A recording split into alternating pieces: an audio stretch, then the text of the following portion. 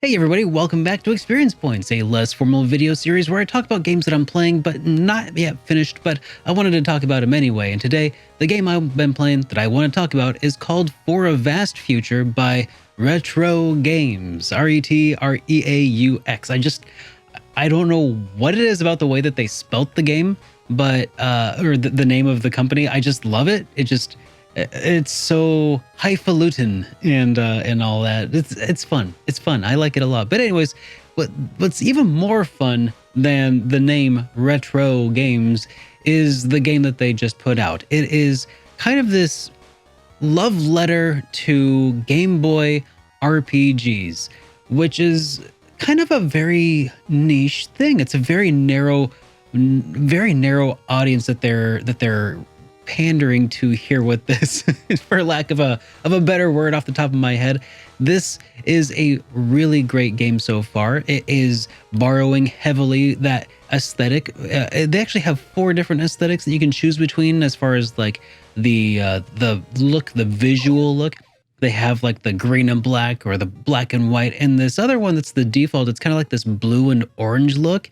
And what it does is it reminds me of playing early Pokemon games like Red and Blue on a Game Boy Color or a Game Boy Advance. One of those games that didn't have yet the full support of the Game Boy Color palette, but instead you put it into a handheld that supports those, and then it kind of automatically just generates some tones that, they weren't always the best on the original Game Boy, but this, on the other hand, is really great. I can't quite put my finger on what it is I love about it so much, but anyways, the visual aesthetic is wonderful. It looks like it's made like it could practically be played on an actual Game Boy handheld, right? It looks almost like a ROM hack of a Game Boy game, but it is built from the ground up, and it does support widescreen. So if you are just in it for that visual look, then you are definitely in for a treat. Also, lending its aid to this aesthetic is the game's soundtrack, which also just sounds exactly like an emulated sort of Game Boy Color sound chip, which, by the way, the Game Boy Color sound chip, or the Game Boy sound chip, doesn't get the love that I think that it deserves. I feel like the NES era, like, it's definitely got that sound to it that you can always hear and you can always pick it out. But the Game Boy Color and the original Game Boy actually had a sound chip that was a little bit better, I think, than the original NES sound chip. It actually produced stereo sounds, and you can get some really incredible sounds out of it. Nothing quite, in my opinion, as iconic as what was on the NES, but that's up to the developers. But anyways, that's really another aside here. But For a Vast Future, they sound a lot like they're using that same kind of Game Boy Color sound chip in their chip tunes, and I don't necessarily know if they're taking some liberties with some of the sounds. I don't know if they're wholly authentic, if they're still abiding by the limitations of the hardware or not. Clearly they're taking some liberties with the visual side, so maybe they are with the audio side. I don't know, but it sounds like it fits in. So if you have been like looking for something to scratch that nostalgic itch, then this is kind of one of those things that's built from the ground up to provide that. So For a Vast Future is a turn-based RPG that takes place in sort of this post-apocalyptic feeling world. The way I described it to Bakusan JRPG is like if you took a Fallout game and then turned it into a Japanese RPG, complete with like the lighthearted tone shift and plucky protagonist, whoops, sorry, microphone, and a plucky protagonist. It's kind of one of those things where it's got this lighthearted side, but it also feels very much like a post-apocalyptic sort of setting where there was a war that took place. You play as Chell, who is a scavenger who is looking around for scrap, and that's kind of how this whole story starts off with the game. You're looking for scrap inside of old ruins of a medical facility, and you find some stuff, but you also find a cyborg, and his name is Dar. you accidentally wake the cyborg up from deep sleep, and he wakes up just in time for the security system to be going bonkers, and he jumps in to say, hey, you guys are just kids, I'm gonna save you, you know, and then we'll get out of here. So he saves the day, helps Chell defeat some sentry bots that are, I mean, I don't know if they're actually sentry bots, but you get the idea. He jumps in, saves the day, and they end up kind of teaming up, because problem is, Dar doesn't remember who he actually is. He's definitely part human, part cyborg, or part machine, so he's a cyborg. So they team up and they decide to kind of go wander the countryside. Now, it's not necessarily Chell's altruistic nature that's providing her this inspiration to go on this trip. She's kind of got her own ulterior motives that are drip fed to you throughout the bit of the game.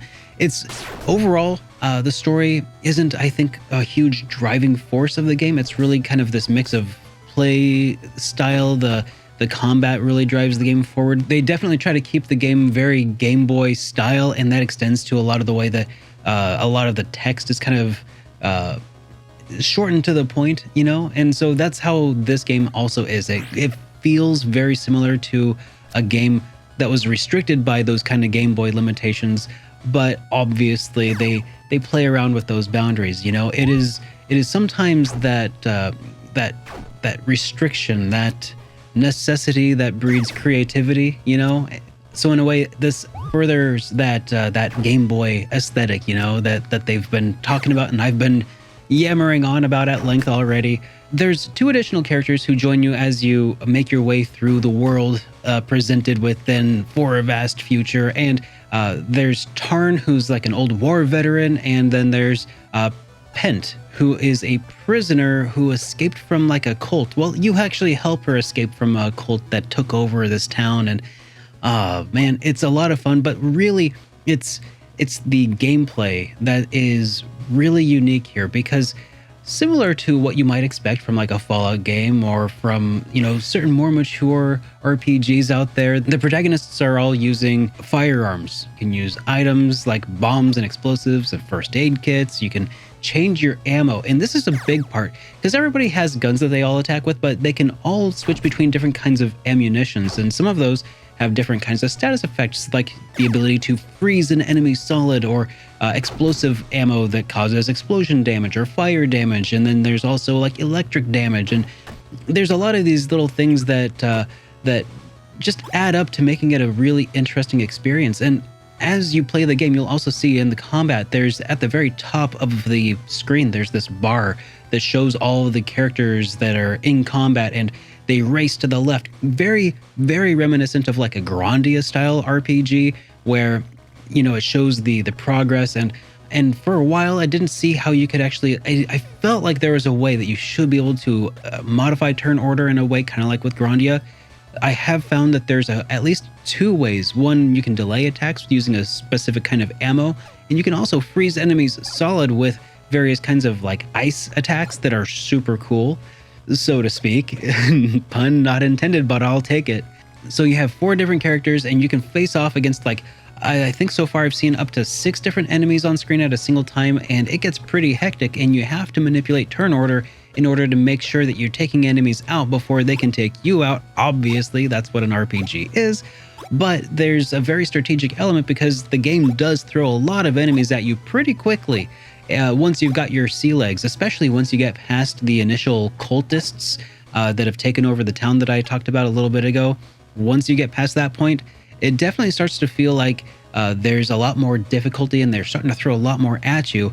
Luckily, when you're leveling up in the game, you also gain SP that you can apply to different skills, or what I would probably have called like statistics, basically, like your agility, your luck, you know, things like that.